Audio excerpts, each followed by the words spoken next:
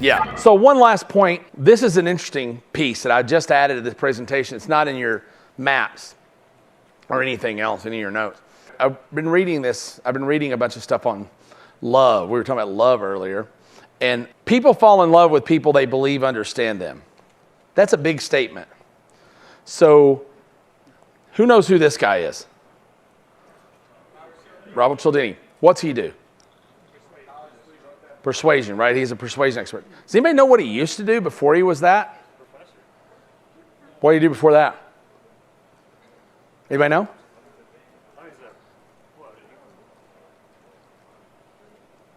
He was a palm reader. No shit, look it up.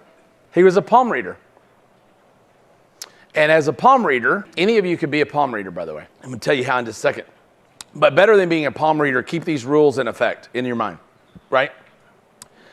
The reason palm readers are able to do what they do, it's called cold reading, yeah. And the way they do it is by knowing a certain set of things that most everyone feels applies to them, right? And if you talk to people about enough things that make them believe that you understand them, they will fall in love with you. Not like you, potentially fall in love with you, right? Which is a dangerous thing in marketing, because usually those people are the worst on the backside.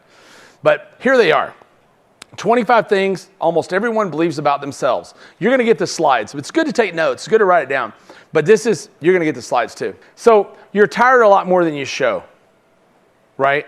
You're outwardly social, but sometimes can be cold as ice and just can't shake it. Anybody? You have a strong need to be liked and admired by others. You seem confident on the outside, but oftentimes insecure on the inside.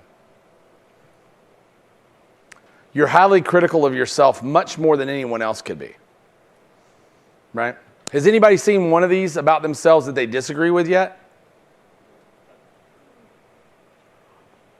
You secretly fear becoming irrelevant or forgotten or discarded.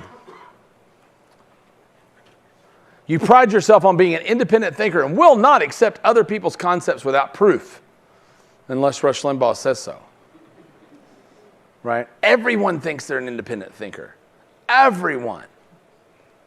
Guys that will sit with you at the coffee shop and regurgitate verbatim what they heard on Fox News last night believe they're an independent thinker. It's amazing. You rarely reveal the real you for fear that others could use it against you later. You sometimes feel like you're leading a double life. You're a great multitasker and do far more work every day than your coworkers. Everybody who works for you believes that. Everybody. You're a perfectionist about everything you do, even if nobody notices, said the hoarder from Mississippi. Right? I believe you could absolutely go into a hoarder's trailer in Mississippi with magazines stacked to the ceiling and cat feces everywhere, and you'd say, I bet you're a perfectionist. They'd say, I sure am. Promise you, people believe these things about themselves. The more you can incorporate into your writings, the more familiar they're going to be.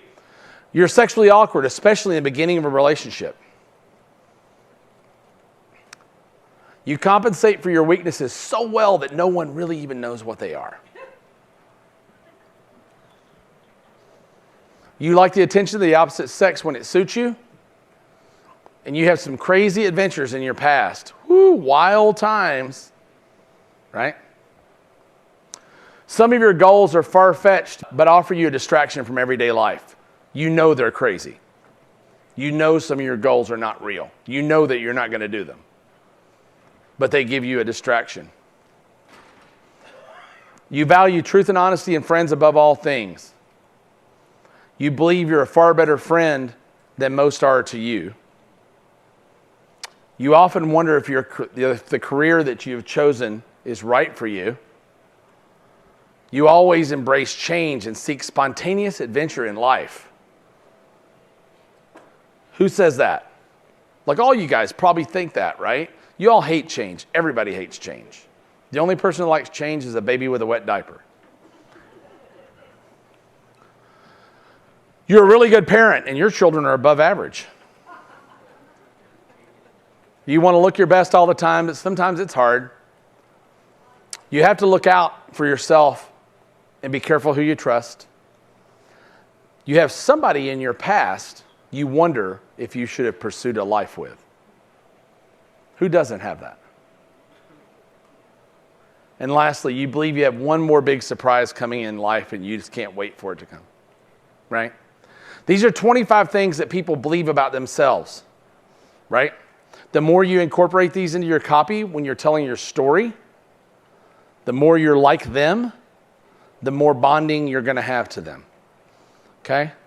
And that's it for research. That's it for psych. The idea is to research through their eyes. You're about to go to the research stage, right? So when you're looking at your research, you got to really look at it through their eyes now and through these rules and through these filters, right? It's going to be really hard to do right now, but here's some really good books on some of these subjects. Ogilvy on Advertising, if you haven't read it, read it. Fascinate by Sally Hogshead and Contagious. Yeah, Fascinate's a great book, yeah.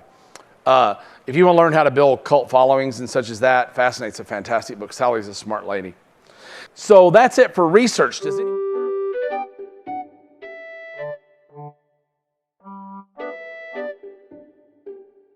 You should stop trying to write copy. You should rather just try to channel the conversation going on in your customer's head and parrot that conversation as much as you can.